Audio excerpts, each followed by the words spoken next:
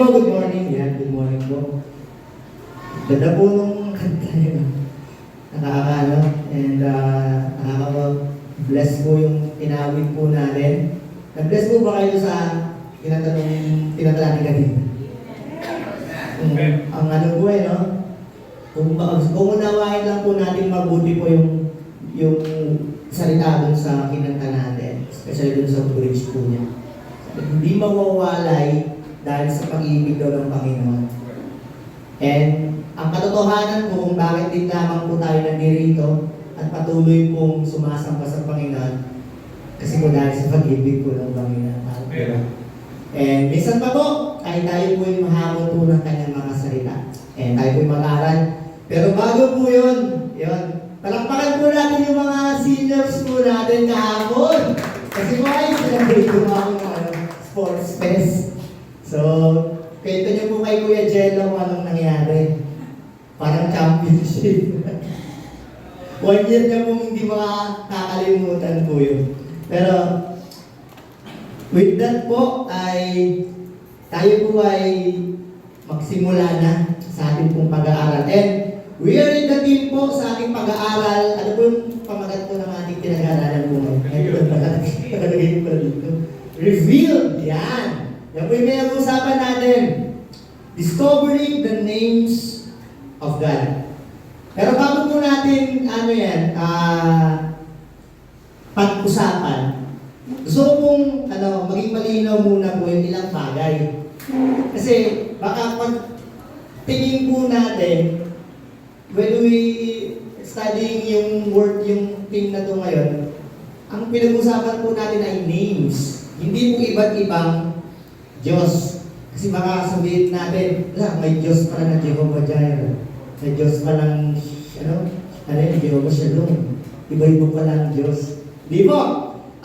Pangalan po ang pinag-usapan natin dito. Para mas maging malinaw po at mas maunawaan po natin mabuti yung pinag-uusapan po natin, ay tawagin ko po si Pastor Christian.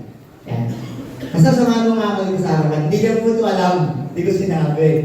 Kasi mas maganda pag hindi sinasabi. Kasi makakapag-isip lang kung ano-ano po ito si Pastor Christian. So, tawagin niyo po. Okay. So, para mas maunawaan po natin yung pinag-uusapan natin, tawagin ko po si Pastor Christian. Pastor Christian, ilang taon na tayong magkakilala? Tinanong ko, di ba nag-ano? Nakangiti na eh. Since IBTC days. 2011. 2012. Yan, 2012. Since 2012 po, 2011, magkakilala na po kami. Eh, subukan po natin po.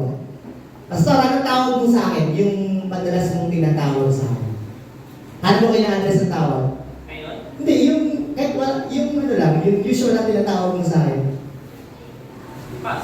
Hindi, kahit wala yung pastor, kahit wala yung pastor. Ano yung madali mong pagtawag sa akin? Pastor, ano yung sunod? Ayun, BJ. Yan. Tawag mo sa akin, BJ. Or Pastor BJ. Yan po tawag niya. Hindi niya po, ang tawag niya po kay Ate Karen. Ano po tawag niya kay Ate Karen? Ano po? Love. Hindi niya po pwedeng tawagin. Love. Kasi alam po love niya. Ang tawag niya po sa akin ay BJ. Tapos naging Pastor BJ. Okay? So, pero po, sa pulis, sa mga pulis po natin, ang tawag po na sa akin ay hindi Pastor BJ. So may iba bumupunta sa pulis. Ang tawag po na sa akin ay, matatawa kayo sa hindi. Ang tawag po na sa akin ay Benjamin. Kakatibayan po nung minatanggap po ako certificate na nakalagay po, Benjamin. Benjamin po talaga, Benjamin. So, Pastor Benjamin ang tawag na sa akin. Tapos minsan pa po, Benji. Yung tawag na sa akin, Pastor Benji. Yung tawag na sa akin. So, si Pastor Christian ang tawag niya po sa akin, BJ o Pastor BJ. Sa mga pulis po, Pastor Benjamin o kaya Pastor Benji yung tawag nila. Sa mga kaklase ko po, o sa mga corporate na mga lugar, sa mga business, ang tawag po nila sa akin, iba na naman. Ang tawag po nila sa akin ay Ben. Ayan. Ngayon po, may reunion kami ng mga kabatch ko, high school. Yaya nila ako. So, may ano po, may ang tawag na sa akin, address nila sa akin like Ben. Ako daw yung small Ben. Kasi may tatlo pong Ben sa amin eh. Ben Daniel, Ben Namin, tsaka Ben. Ako daw yung small Ben. So, yun po. So, kaya, yung ba tawag na sa akin, Ben? Mga magulang ko naman po, ang tawag sa akin, pasok dyan ka lang sa Ben ha. So, ang tawag naman sa akin ng mga magulang ko ay Jay. Jay o kaya Utoy. Yan ang tawag niya sa akin. Utoy o Jay. So, balik pa tayo po sa isa. Ang tawag niya po sa akin, Pastor BJ o BJ. Di po lang. Kasi Ate Karen lang po yan. Nalinawin po natin. Di po lang ang tawag niya sa akin. Tapos Benjamin, Ben, Jay. Kung papansinin niyo po, iba't ibang klase ng tawag. Depende sa ugnayang meron po kami. Ng mga tawag binanggit ko. Iba-ibang tawag nila. Pero, iisang tao lang po yung tinutukoy. Sino po yung tinutukoy doon? Ako po. Okay, salamat po sa vision. Salamat po. Pinatayo lang naman tagal eh, no? Nakabawi din ako. Diba? So ganun po yung pag-aaral natin. We may discover bagong names o siguro naririnig na natin pangalan ng Panginoon, pero hindi po yung tumutukoy sa ibang Diyos. Okay? Nakadepende lang po yun kung paano nila na-experience yung Diyos. Katulad po nung last time, sino po yung pinag-aralan natin last week? Si Abraham, di ba? Jehovah Jireh. So kaya naging provider sa kanya. Kaya ganun niya in-express ang Panginoon. Again, hindi po yun ibang Diyos. Yun po yung kanyang pagkakakilala o na-express niya yung Panginoon na nag-provide sa kanya. Kasi sabi niya, He's my Jireh. He's my Jehovah Jireh. Okay? So, yun po yun. And kung titignan nyo yun, we may discover yung iba't ibang pangalan ng Panginoon, pero it's the same God. And the more we know the names of God, the deeper we will trust the heart of God. Ganun po nun, no? The more natin siya nakikilala, the more natin nadi-discover yung puso ng Panginoon. Diba? Ang ganda po pag ang isang tao nakilala natin ng deeper. Pastor Christian, matagal na po kami magkakilala. Alam niya na po yung ayaw ko. Alam niya na po yung makakapagpahaylan sa akin. Diba? Alam niya rin makakapagtangiti sa akin. Andy Chicken dati. Diba? So, kasi may deeper connections na kami. And ganun din po sa Panginoon. When we know Him more, when we know His name more, we know deeper yung puso ng Panginoon at mas pagkakatiwalaan natin siya. At ngayong umaga po, ang focus ng pag-aaralan po natin ay isa na naman pong bagong, o hindi yung bago, siguro yung karamihan sa atin ay hindi pa po naririnig. Pero pag-uusapan po natin ngayon is Jehovah Rapha, the God who heals. Tayo po tayong lahat at sama-sama po natin basahin po yung ating Bible. Samahan niyo po ako. And buksan po natin sa Book of Exodus chapter 15. Yan, magkaroon po tayo ng salitang pagbasa bilang pagbibigay galang po sa Panginoon. Ay tayo po tayo lahat. And then, babasahin ko po yung verse 22. Tutugon po kayo sa verse 23. Okay po? So, nakita nyo na po ba? Ay, naka-post pala. Di ba? So, yun po. So, babasahin ko po yung verse 22, tutugon po kayo sa 23, and then sa last verse po natin, yung 27, ay sama-sama po nating basahin.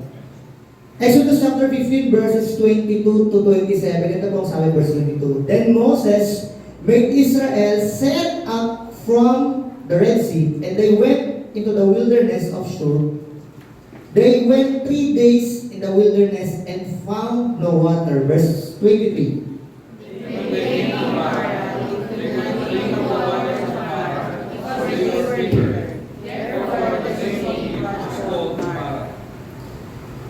And the people grumbled against Moses, saying, what should we drink? Verse 25.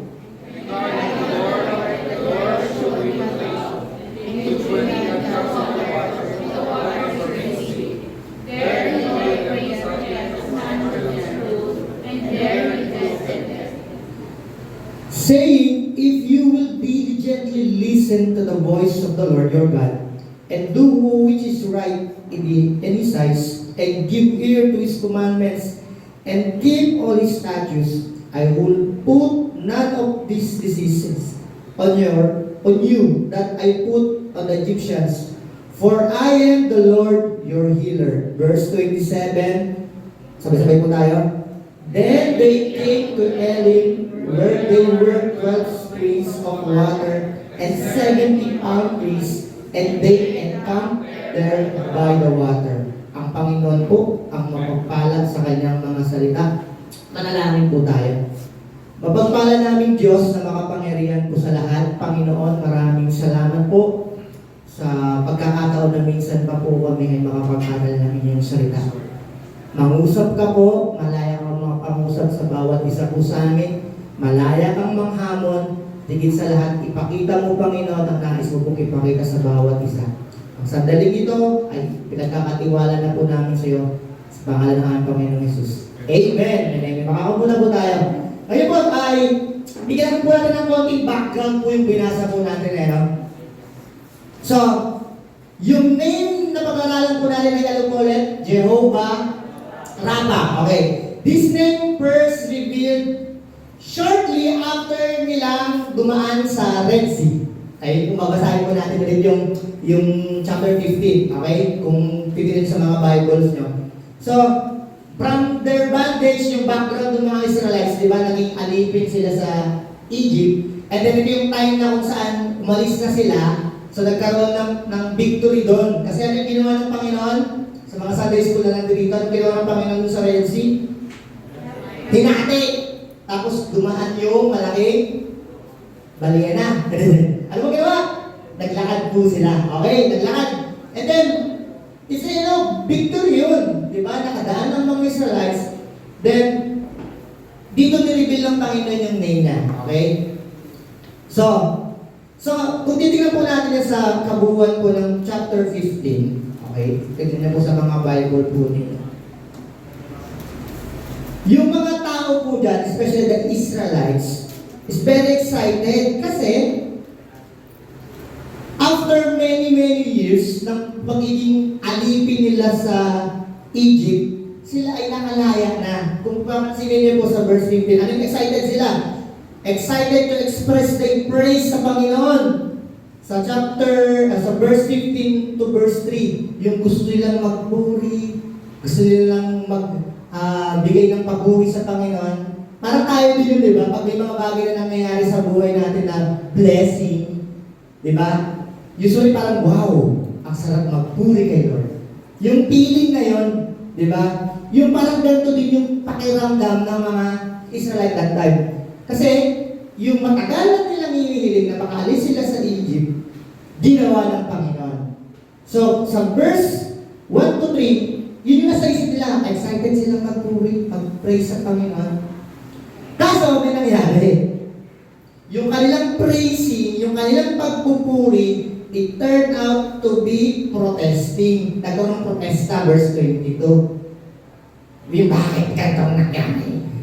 Bakit nasa disyerto na kami? Di ba? Okay, kung tignan nyo dyan, may binanggit na lugar dyan eh. Ano po? The desert of Shur. Okay? Hindi yan yung not sure. Di ba? Ang ibig sabihin na ng sure dyan is a wall. Okay? Which means exactly yung pakiramdam nila na parang may nakaharang na malaking pader. Okay? So parang, wow, ito na ba? Ito na bang ending? So, pumunta sila kay Moses. Nagreklamo sila kay Moses.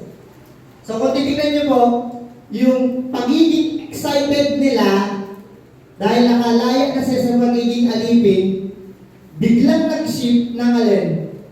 Reklamo. Nagreklamo agad sila. Kasi ang init. Nung mga nakarang araw po, di ba, ang init po sa atin. Tama? Ang init po, parang nakasasaun eh, di ba? Yung lalakad ka lang, punta nga po kami kay Ate Eya, nakita niya po okay siya. Basta may kumali. Nakita niya po naka-short doon, isang init, grabe. Diba? Parang nagsasauna. Eh, how much more po yung mga Israelite that time? Try to imagine po na sa disyerto sila. Sabi po, wala pang disyerto eh. Sa kanya po, disyerto pa yung dinadalan. Wala talagang tubig. So, and yung ginawa nila, nagreklamo sila. And nangyari lamang po ito, babasin niyo po yung binasa natin, sa loob lamang po ng 3 araw. Biglang, di ba? Nag-shift ka agad, ang bilis nag-shift nung, ano nila, pakiramdam nila. Yung biglang gusto nila magpuri sa Panginoon, tapos biglang nagreklamo. Minsan ganun din tayo mga mananampalataya po, no? Yung excited kang magpuri sa Panginoon, sa mga bagay na ginagawa ng Panginoon, tapos biglang nag-shift lang, ano ba yan po? Mga batang dyan yung problema. Di ba? So, anong ginawa nila? Nagreklamo sila kay Moses. And to the point kasi, bakit? Ito nakakatawa eh. Kung papasinin niyo po sa story, may nakita silang spring, may nakita silang tubig. Kaso may problema. Ano po? Bitter. Doon sa Mara. Diba? Ibig sabihin ng bitter. Ano ba yung bitter? Mapakit. It's the same bitterness daw po. Yung ibig sabihin na yung pangalan ni Naomi. Sino nakakila kay Naomi? Sa Book of Ruth. Diba yung namatayan ng anak, namatayan ng asawa? The same ibig sabihin daw na yung pain. So ganun pala yun. Yung pakiramdam nila. Yung kapalitan. Gano'n nyo, sa buong pagkakataon siguro nila doon, na, ito na yung sagot ng Panginoon. Tapos biglang, pagtingin nila, ang pait. So, anong ginawa na naman ng Israelites? Nagreklamo na naman. At nagreklamo sila kanino? Kay Moses. Diba? Reklamo lang sila, grumbling na naman sila. Diba? Sabi nila, actually, sa Diyos naman daw sila nagagalit talaga. Pero that time, si Moses na yung nakita nila. Sabi mo naman sa manunulat, sabi na, anger daw is a magnet in search of metal. Ang galit daw ay parang magnet na naghahanap ng bakal. Di ba yung magnet po, didikit sa kali sa bakal. Di ba? Ganun daw pong anger. Minsan, nagagalit tayo at naghahanap tayo ng magagalit o ano yun, yung pagburbursa ng emotion natin. Lalo higit pag yung mga bagay na ginugusto natin ay hindi nangyayari. At sa pagkakataon na ito, wala silang ibang maturo kundi si Moses. Moses, di ba? Saan ang ginawa ni Moses po? At usually, ginagawa ng karamihan sa atin. Lumapit sa Panginoon. Lumapit sa Panginoon. Anong sinagot ng Panginoon sa kanila? Then God answers Moses by showing showing a simple piece of wood. Ginawa na, hinampas sa tubig, then the water become still. Then after nun, ang Panginoon ng Moses sa kanila, verse 26, He declares one more name for Himself. Ano po yun? He is Jehovah Rapha. In the midst of bitterness and hurt, God reveals Himself as our healer. Kahit sa kapaitan na meron tayo ngayong nararamdaman, sa mga bagay na meron tayong nai-experience, He is our healer. Sa mga pagkakataon na yan. So ngayon, tingnan po natin, anong ibig sabihin ba ng salitang yan? Pag sinabi natin, Rapha. Okay? Ano itong ibig sabihin yan? It was used daw sa Old Testament ng 60 times. So maraming beses siyang ginamit sa Old Testament. Which ang ibig sabihin nito is to restore, to heal, to cure, sa tatlong aspeto ng buhay ng tao. Physical, emotional, and spiritual. Okay, ibig sabihin ng Rapha. To restore, to heal, and to cure. Ano yan? Physical, sa emotional, sa spiritual. Doon. Okay? So, kaya tignan natin yung tatlong bagay na yan. Ay isa-isahin po natin po yan ang physical healing. Okay. Sino po rito ang may sinasabi na, Pastor, minaran, naman ako. Sakit na yun? Kasuhan. Di ba? Marami tayong na-experience na guys, especially po yung mga, sabihin natin, tumatanda na. Di ba? Yung medyo nasa edad na. Kahapon po nasa sports fest kami. Nag-uusap po yung mga adult na nandun. Sabi, kaya ba natin mag-basketball ba? Sabi daw, half court na lang. So, physical, ilan lang yun sa mga pains. Pero, karamihan din sa atin may mga iniintindi na rin tayong karamdaman. Kung babalikan niyo po yung naging mga testimony speakers natin, noong January, karamihan po sa kanila may mga pains, physical, di ba? May mga sakit, may mga nararamdaman, and please continue to pray for them. Pag-pray for natin po sila patuloy. Pero, isa lamang po ang patotoo nun. May mga nararamdaman tayo physically. Okay? And meron din po niyan sa Bible. Isang example po niya si King Hezekiah.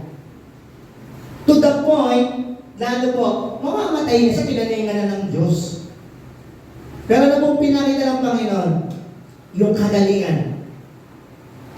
That whatever the case, when our bodies don't work right, we can end up feeling uptight. Kasi po dahil sa Diyos. At pag pinagkatiwala po natin siya, yung physical na aspeto ng buhay natin. Di ko man po alam, or kung di man natin nasasabi sa kalagitnaan natin, na may mga nararamdaman po tayo.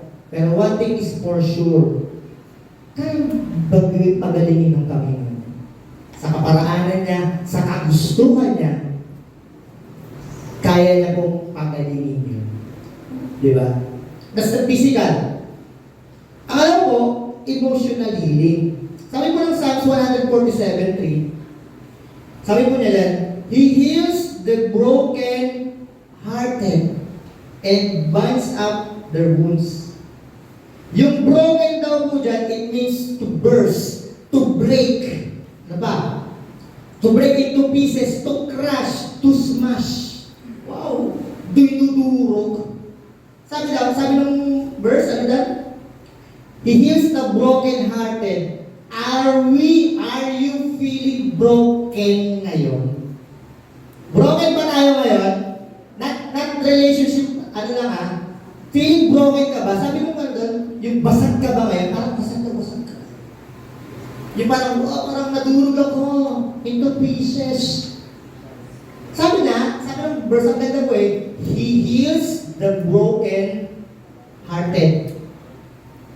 Wow, di ba parang naging blessing pa? Parang ano ba yun, no? Ang ganda sinabi niya, and binds up their wounds. Pinatali, hinihilom. Wow, sarap nun no? Personal pa. At marami sa atin nandun sa ganung pakiramdam. Pero ang ganda sabi ng Bible, He heals the broken-hearted. Kung feeling po natin broken kayo ngayon, isa lamang po ang sinabi ng Bible na malinaw. He will heal. Surely po yun. Okay? Then pangatlo po, spiritual healing. It's record, sabi ng Jeremiah 17:9, may binanggit po dyan is the heart. Ano daw? Is the most deceitful. And ang ganda sa Tagalog madaya. At di mo pwedeng walang nakakaunawa. Di ba? Kaya mali yung katasundin mo ang puso mo Kasi pabago yun. And ito pinatotohanan nun. Kasi ang condition ng human heart ay alin po? Malala. So kailangan po ng alin? Kagalingan, cure. Especially po dahil kasi ang puso ng tao po ay makasalanan. Pero ang ganda po ng sabi ng Panginoon, sabi sa Book of Ezekiel, sabi po doon, I will give you a new heart. Sabi niya po doon So, ibig sabihin, yung puso na meron tayo ay kailangan po ng restoration, ng healing. At ang may kakayahan lang po nun, spiritually, ay ang Panginoon. Kaya kung kaibigan, kung ikaw ay hindi pa nakakilala sa Panginoon, this time, na tanggapin mo siya. Kasi ang pangako ng Panginoon, He will give you a new heart. So, yun po yun. So ngayon, isipin po natin itong bagay na to. So tatlong bagay po yun yung kailangan ng healing daw. Ano ulit? Physical, emotional, at spiritual. Kaya something to think about. Ilang bagay lang po. Tatlong bagay lang po ito. Una, the problem that reveals our need. It's like the bitter waters. Kahit sabihin natin na ayaw man natin or gusto, they will arise na may magkakaroon ng problema. Tama. Meron at meron. That's the reality. And the reality of bitter experiences. Hindi nga lang hindi nga lang problema mapait na problema ka. Diba? May mga bagay tayong na-experience kahapon, nung 1 taon, nung 5 taon, na ang pait-pait tayo ko ng balikan mo sa kung pwede lang tanggalin na sa ano ko yun Pero it's a experience natin. Just like the Israelites, ang experience nila. Literal na mapait na tubig. Diba? Sometimes po, yung mga bagay na dumadaan sa atin, minsan napapaisip po ba kayo?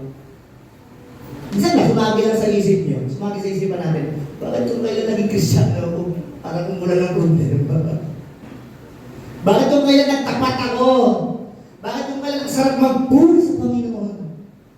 Bakit kung kailan nagpapagamit na ako sa Panginoon? Bakit dumating tong ganitong problema?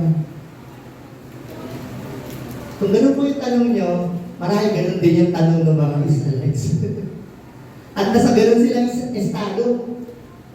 Kasi ganda na nangyari. Excited na nga silang kumanta para sa Panginoon Pero bakit biglang, all of a sudden, boom.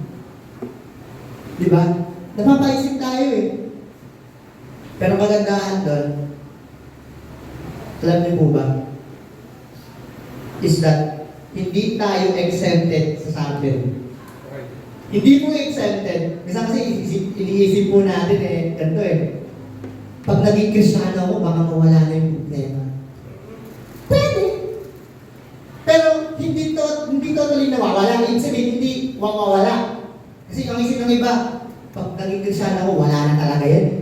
Dapat wala na all goods na all goods. Hindi po. Kasi ganun sabi din ng Bible, patunayan po natin. Ganun sabi ng Bible po Sabi sa 1 Peter 4:12, sabi niya, think it not strange concerning the fiery trial. Huwag kang magtaka. Huwag mong ipagtaka. At huwag kang magulat kung may na-experience kang ganyan. So, ibig sabihin, sinasabi ni Peter, normal yan bilang mananampalataya. Pero ang kagandahan, kahit normal na meron kang na-experience tayong mga pagsubok sa buhay, sabi ng Panginoon, kasama natin ang Diyos. Kinaanta pa ng mga adult po yun Diba? Yun po yun. Kahit meron tayong pagdaanan, pangako ng Panginoon, sasamahan kita. Diba? Binabanggit pa natin mga verses. Diba? I will never leave you. Ibig sabihin niya, hindi ibig sabihin doon, wala yung problema. Hindi. Nandun yung problema, pero kasama mo ang Diyos. Kasama natin ang Diyos. So yun po yun. Okay? Diba ka naman po, the response of bitter hearts. Ito lang ang pag-ibig Dahil sa mga bitter experiences na meron po tayo, ano po nagkakaroon sa atin? Nade-develop bitter hearts. Pansinin niyo po ito, baka nagiging ganito tayo minsan, mga kapatid. Baka nagiging ganito po tayo, check nyo lang. Pag nagkakaroon tayo ng bitter thoughts, sa puso, sa isipan natin, nagkakaroon tayo ng bitter heart. At lumalabas po saan yan? Sa bibig. Pansinin niyo po dahil sa mga bitter experiences, sa mga kapaitan ng buhay. Diba? Lalabas, ang yan, nade-develop sa puso, sa isip, then lalabas sa bibig. Ano po sinasabi ng bibig? Nananansin lang na ba yan? Ganun na naman.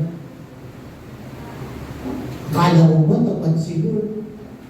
Akala ko ba God is love? Yun yung mga naman yung mga kabataan eh. He will understand us, okay lang. Ganun yung mga yung mga book. Mga yung tipo ngayon, di ba? Okay lang, walang pakialamanan. Basta wala kang saktang tao. Gawin mo kanta sa puso mo.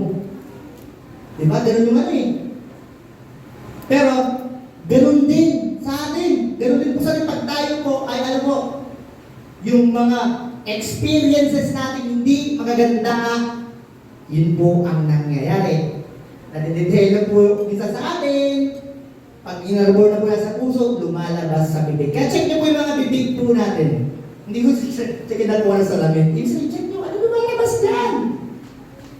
Puro ba reklamo sa Panginoon? Puro ba reklamo sa kamanggagawa? Puro reklamo ba sa church? Again, di ba? Ano yung anger? Ano yung galit? Ano yung kapuutan? Parang magnet daw na naghahanap ng nasisisi. Di ba? Minsan, gigalit naman tayo kay Lord, pero naghahanap tayo ng mga point eh. Hindi na de-develop dun. So, check natin. Ano yung nagiging response natin? Ano yung lumalabas po dyan? Okay? And sa mga bagay problema sa family, sa trabaho, sa school, sa mga kabataan dito, sa church, ito, uso-uso ngayon, sa gobyerno. Diba? Ano yung nagiging response po natin dyan? Diba? Check nyo po, check natin. Baka nagiging bitter na din tayo. Diba? Ano lang natin ng konti. Sabi na ng pastor natin, sabihin ko din, ayaw ko maging sound like political. Pero gamitin na lang po natin po yan. Kasi yun po yung nakakama, yung week lang, di ba? Napakaano po eh. Yung social media, ganun kagad yung lumabas, di ba? Alam po nun yung nangyayari. Pero karamihan po nun nahati na naman ang Pilipinas. Kanya-kanya puro-puro, kanya-kanya, kasi ganyan yan eh, kasi ganito to eh. Ang dami nang lumalabas, pero may nakita ko ako sa post. Ganda po nung pinost niya. Sabi ko nung nag-post na, di ba lang Pilipino po yun o foreigner? Pilipinas siguro. Pilipinas eh, di ba? So sabi niya po, ay ito, sabi niya, pinakamabuting gawin, sabi ng Bible, pag-gather, ang bawat tao, sabi, kung tao po ay lalapit at makininig luhog sa Panginoon at mananalangin, He will heal the land. Basically, sinasabi ng tao yun, pag-pray natin sila. Ganda ng response niya, no? Kasi at the end of the day, ang maapektuhan po nun ng mga Pilipino. Isa kasi pag puro bitterness ay lumalabas sa atin, kasi kaya ganyan yan eh. Hindi po. Nagawa man lang ba natin ipanalangin yung mga leaders na meron tayo? That's the right response na pwede na ikaw. Nakatulong po dun. Not only the reality of bitter experiences, the response of bitter hearts, the reminder of human helplessness. Pag sinabi natin human helplessness, aminin man po natin sa hindi. Kahit napakalakas na natin, kahit napakatalino na natin, kulang pa din po yun, mga kailangan ka ng tulong. At ang kaya makapaggawa nun ay sino po? Ang Diyos. Kung papansinin niyo po doon, may tubig eh. May provision ng Panginoon, may tubig doon sa pinuntahan nila eh. Okay nga lang. Kahit anong gawin ng mga Israelites, hindi nila mapapatagis yung tubig. At ang Diyos lamang ang nagpatamis ng tubig. Isa, gumagawa pa tayo ng human effort. Ako muna, diskarte ko muna, Lord. Diba? Basag na basag ka na. Ay, problemado ka na. Hindi, thanks natin ako. Ito muna. Diba? Sabi nga, human effort cannot cure our deepest problems. Hindi. Kulang. Hindi sapat. Diyos lang po. Okay po? Pangalawa, na dapat nating isipin. The power that restores our lives. The healing work of God. The healing work of God. That God provides the remedy. Ang Diyos ang naghahanda ng solusyon. Hindi po ikaw, hindi po ako, hindi tao. Ang Diyos ang naghahanda ng solusyon. Ano ang kalagayan niyo po ngayon? Anong pinagdadaanan mo ngayon? Anong tumatakbo sa isipan natin ngayon? Ano yung nagpapabigat sa inyo ngayon? Ang ganda na sabi ng Panginoon, He will provide the solution. May solusyon ang Panginoon. And He will always be. May lagi sa pamamaraan. Isa na, siguro pakaramdam mo na ngayon, nasa end of the rope ka na, malaglag ka na, may pamamaraan pa rin po ang Diyos. Kasi sa kanila nga eh, Lord, meron kami nakita, ang pait nga lang. Kasi siya pa rin ang gumawa ng paraan.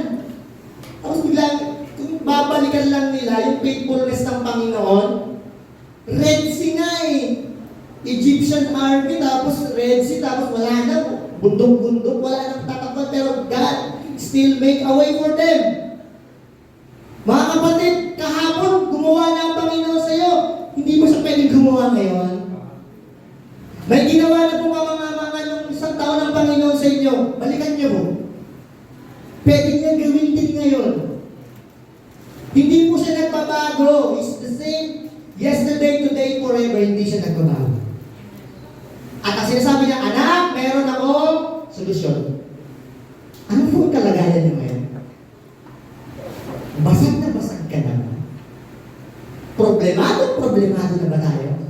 Physically, emotionally, spiritual. Sabi ng Panginoon, may solusyon ako yan. And God performs the healing. Ito maganda eh. Not only He prepares the solution, He performs the solution. Siya pa din. Siya pa din po gagawa nun. Kasi po, nung paggampas mo yung ganong tubig dun sa nung kahoy, ang Panginoon parang nag-transform ng tubig na yun eh. Right. Diba? Pero magandaan ito. Dahil ginamit siyang parang video, may ginamit siyang kapamaraanan, si Moses. Yun yung masarap eh, no? Yung nagiging kaparaanan ka ng Diyos para sa isang solusyon. Ito po nakakalungkot mga kapatid. Ano kabalitan ng solusyon? Dissolution. Yung hindi ka nagiging solusyon, ikaw pa yung mahadlang. May kapatid daw po yun si Hadlang eh. Si Balakid. Kung maharang, imbis na ikaw yung solusyon, ikaw yung naging hadlang. Doon sa pwedeng gawin ng Panginoon. Kapatid, huwag kang maging hadlang. Maging part ka ng solusyon na gamitin ng Panginoon. Ano masarap? Kasi still the Lord will work, still the Word will perform, pero gagamit siya ng tao at masarap magamit ng Panginoon. And from that time, sino po yung ginamit na si Moses? Kasi he's available that time. Kaya yun yung ginawa niya. Kaya mga kapatid, huwag po tayong maging hadlang. Maging part po tayo ng solusyon. Maging part po tayo. And pangatlo, ito yung pinakamaganda na dapat po natin sa isip. Our response, the response God desires from His people. Ito yung tamang response na dapat natin ginagawa sa mga anak ng Diyos. That life that pleases Him. Buhay na nakakaaya sa Panginoon. Tatlong bagay lang din buhay. Hear God carefully. Sabi ng sa verse 26, if thou wilt diligently hearken. Sabi niya, kung ikaw ay makikinig lang mabuti, kung papakinggan mo lang mabuti. Unang gusto ng Panginoon sa mga anak niya ay alin po, makinig ng mabuti. Maraming nililibil po ang dami natin gustong gawin pa. Dito mo lang. Pero sabi niya, ang sinabi niya una-una, ano? Kung. Makikinig ka lang.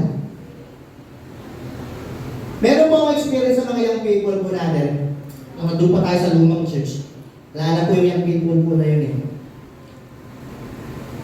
Ang pangalan niya po ay si Shaman. Hindi ko Shaman na ano, yung nag-aalang spirit. Shaman po talagang pangalan niya. So, ang kulit ng pangalan. Si Shaman. So, usually po sa church, gumagawa po tayo ng nagkakainan yan. Kumakain-kain po tayo. May ganun tayong kultura eh. Kasi yung mga batang yun po, sumasabay kumain sa church. Then that time, sabi ko, man, Shaman, sabi ko, pabili naman pabili naman ng juice. Sabi ko, kahit anong flavor, bilhin mo. Wag lang mangga. Kasi medyo ayaw ko ng mangga flavor. Sige, excited siya eh. Walaan niyo po ano yung binili niya. Mangga. Excited tayo. Kasi sobrang excited natin, di natin inuunawa minsan yung sinasabi sa atin ng Panginoon. Kariway si Tanya, sinabihin ng mangga. Hinog na mangga yung binili. Very good. Diba? So, ano sasabi natin? Makinig po tayo mabuti. Pakinggan po natin mabuti yung sinasabi ng Panginoon. Kaya sana, hear God carefully. Kasi sabi ng Panginoon sa inyo, anak, huwag na dyan. Matatalisod ka na dyan. Mapapahama ka na dyan, huwag na dyan. Baka pwede pa Lord. Pinatanggal ka na dun eh. Inaalis ka na Panginoon, pakinggan po natin mabuti. So pag nakikinig po tayo ng mabuti, ito pong kailangan natin. Hear with, attention. Kasi namin mo attention ang po yun. Ano yung attention ka ba nun? Attention! Ganun mo yan? Ganun mo yung attention? Nakagano, saludo pa eh, no? Hindi po. Ang ibig sabihin po nun, wala kang ibang gagawin muna, makinig ka lang muna. Kaya tingnan niyo po yung mga pulis na mga sundalo, mga person in uniform po natin. Bakit sila nakagano na lang? Nakatikas talaga. Kikinig lang sila. Hindi dahil maggagaling sila. Kasi gusto nilang maging attentive. Kaka may mahalagang sasabihin itong taong ko. Ganun po kailangan natin pag tayo nakikinig. Attention! Huwag mo munang itoon sa iba yung attention mo. Baka maligaw po tayo. Okay? Then di lang yan.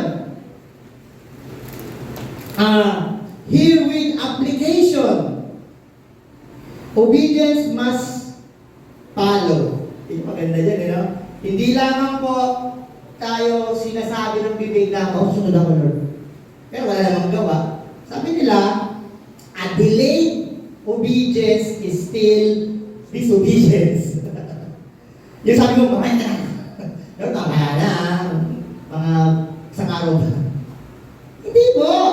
Still a disobedience. Kasi bakit? Kailangan po ng dalaw, action. Hindi na sinasabi mo, hindi lang isip mo na, magandang sumunod kay Lord. Magandang makinig sa Panginoon. Magandang gawin to sa Panginoon. Kaya mong i-action, kapatid. Kailangan natin igawa. Kasi once na hindi pa natin ginagawa, hindi pa natin ginagawa. Yun na po yun. So kailangan po natin ng alin? Paggawa. So, hear with attention, hear with application. Pinakamaganda din. Hear with submission. True listening involves surrender. Gagamitin ko si Pastor Dennis, hindi niya po ito alam. May binabanggit po sa akin si Pastor Dennis. Lagi pa nag-uusap po kami. May binabanggit siya sa akin dati. Lately lang to. Recently lang. Ayan po. So, alam niyo naman po na may bago pong motor, biyaya po ng Panginoon. Biyaya po ng Panginoon. May bago pong motor. Nag-usap po kami ni Pastor. Sabi niya po sa akin, ano ba gusto mo? Itong ganitong model, ganitong, may sinasabi ko siyang suggestion. As ang dami mo sinasabi suggestion sa akin. Tapos may nasa isip na po talaga ako, ang nasa isip ko yung ganyan model. May, B4, yan, B4 po. Yun yung nasa isip ko. Kasi bigla yung sinabi, baka sabi ako nagsabi, may iniisip ka na para sa isipan mo. Minsan, tayo po, gusto na natin makinig. Pero, ayaw naman natin i-surrender yung gusto natin. Baka may iniisip na tayo na gagawin na yun yung alam natin mas gusto natin, pero may sinasabi yung ibang tao, especially ang Panginoon sa atin, na anak, ito mas mabuti. Muntik na rin ako natakot doon kasi may sinabi sa Pastor Dennis, sabi, baka magastos na ng pera, magastos na nung magbibigay sa iyo yung pera, ikarado na doon. Hanap ko talaga ako ng hanap ng gusto kong unit, wala ko talaga eh. Tapos bigla sabi ko, baka magastos na naman. Which is, parang gano'n na rin po yung nangyayari sa sabi, Pastor, nakita ka naman ng ganitong unit mo. Alam ko po eh. So medyo kinakabang-kabahan na rin ako. Pero ano sasabi ko? Minsan may ganun tayo eh, no? Nakikinig-kinigan lang tayo pero ayaw natin sumuko doon sa gusto ng Panginoon na gawin po natin. Bago tayo mag-act, bago tayo kumilos, bago may sinasabi siya, at talagang may sasabihin siya na kailangan natin ng pagsuko, na Lord, mas maganda natin yung sinasabi mo. Lord, maganda nga yung pinapagawa mo sa akin. Kailangan i-submit yun. Ano ito ba bang pinakamaganda? Hindi ito sablay.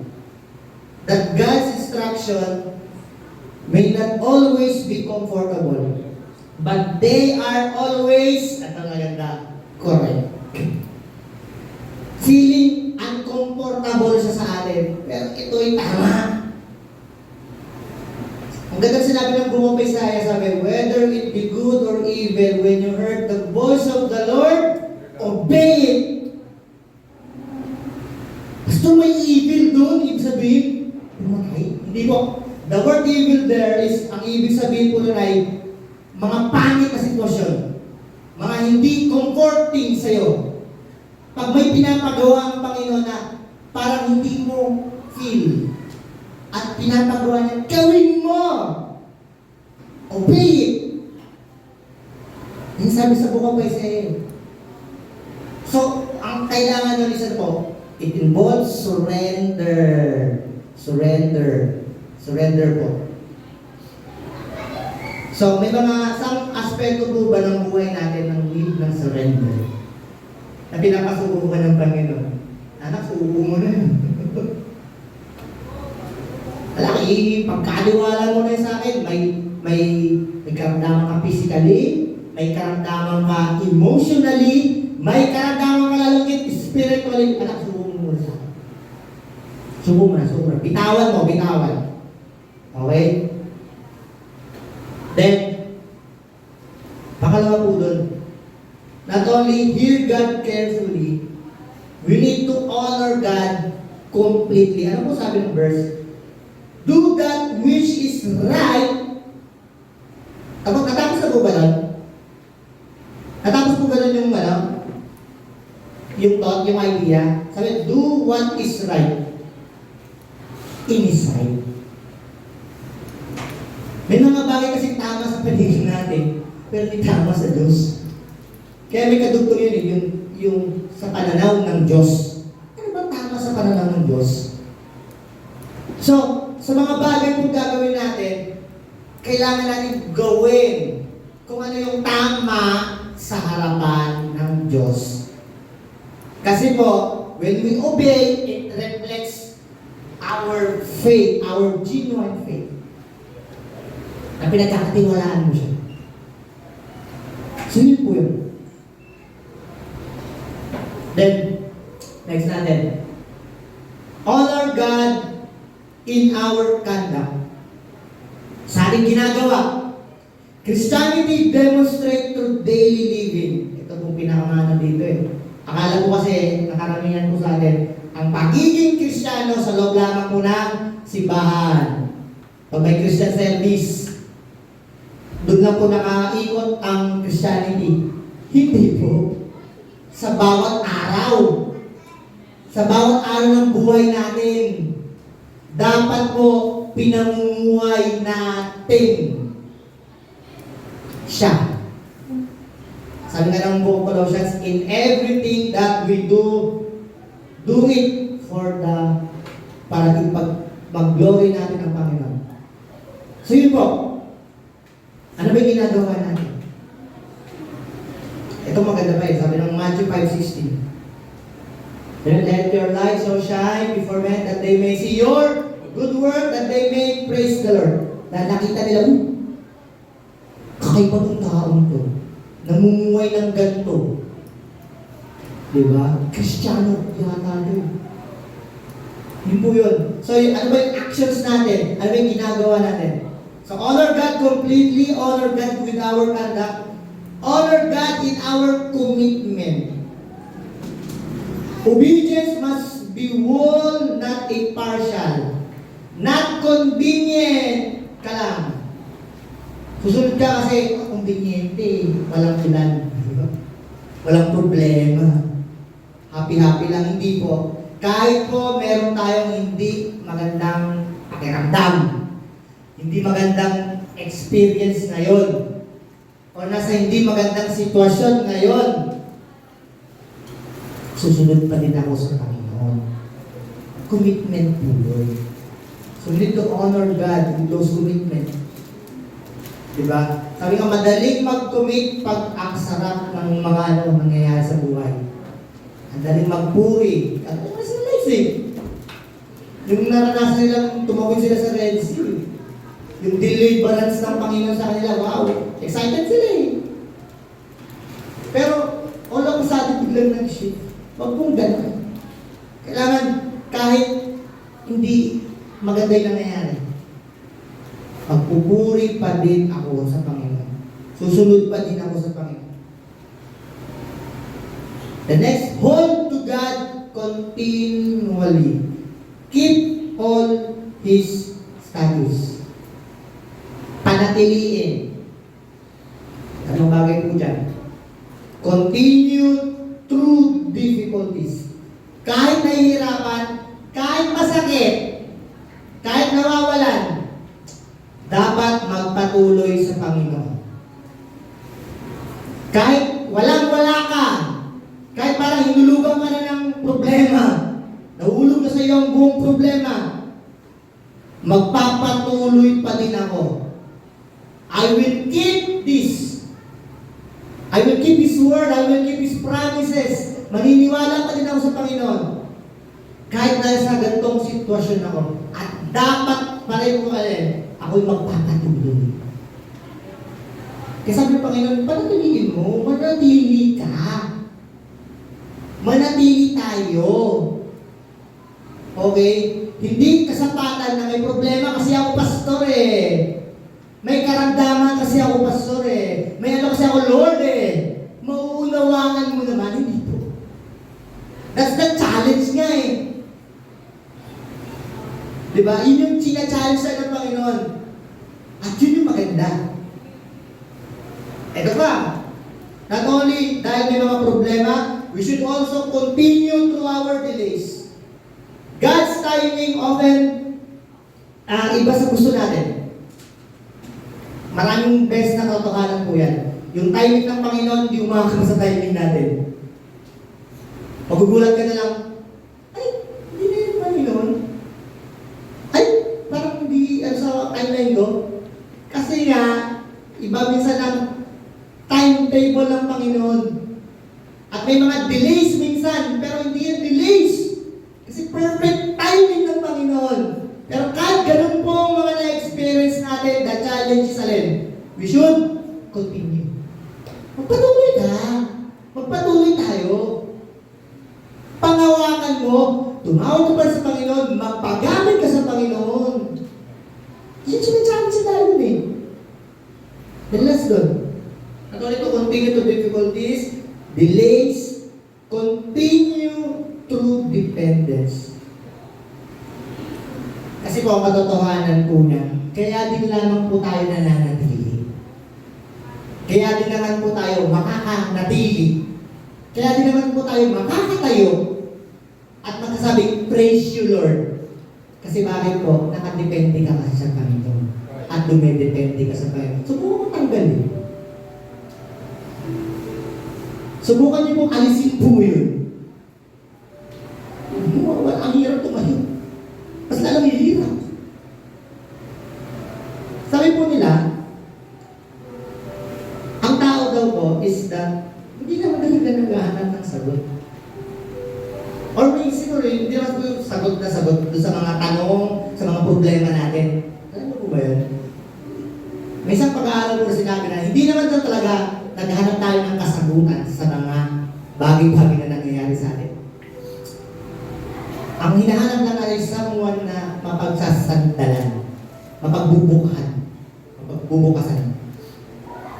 Kasi sabi nga ng Panginoon, sumunod ka sa akin. Kaya for my yoke is easy and my burden is light. Sandal. Mabigat pakiramdam mo, ha? Basag na basag ka. Problemado ka. Lord, ayaw ba? So, healing.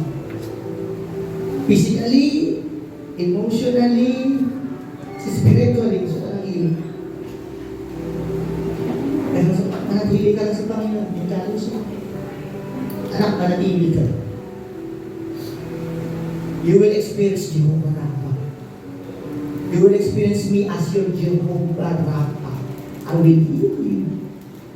Isang challenge sa'yo, manatili ka sa akin. Galalayo.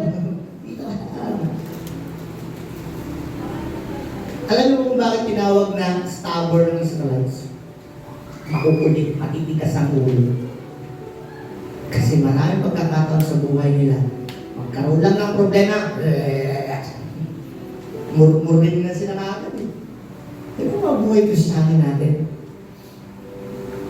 May bigatin tayo ngayon. May iniinda ka sa katawan mo. Emotionally may iniinda ka. Spiritually may iniinda ka. Tapos, ano na yung lumalabas sa bibig? And to the point, sinasabi mo, ayoko na. Kung babasahin mo, nakakatawa talaga yung mga Israelites. Nakakatawa silang parang ano sila, parang napakalo nila. Hindi nila pinag-isipan. Ano sabi nila? Mas gusto na lang bumalik dun sa Egypt. To the point sila, babalik na lang kami dun. Babalik na lang kami sa Egypt para alin. Mas masarap dun, kumakain ka ng ganito, 3 times a day. Pero hindi nila nakita yung pag-ialipin nila. Kasi mas masarap ang buhay ko. Isa nasasabi na natin sa Panginoon, balik na lang ako sa dati yung ginagawa. Hello! Tinubos na po tayo ng Panginoon ko. Inalis ka na niya doon. Huwag ka nang bumalik doon. Huwag na tayo bumalik doon. At balikan pa natin yun. Pinaparaan lang tayo ng Panginoon marahil dito kasi gusto na lang tayo o gusto na lang ma-experience mo pa siya ng mas lubusan. May pabasa po ako sa inyo dito. And di po ako makinig ng pa. Pwede yung natin end quote. Sabi po dyan, yan. When lives become bitter, Jehovah Rapha remains better. For the God who heals, the water is still able to heal the worshipers. Punong-puno na ba ng kapatitan ng buhay niyo? Our God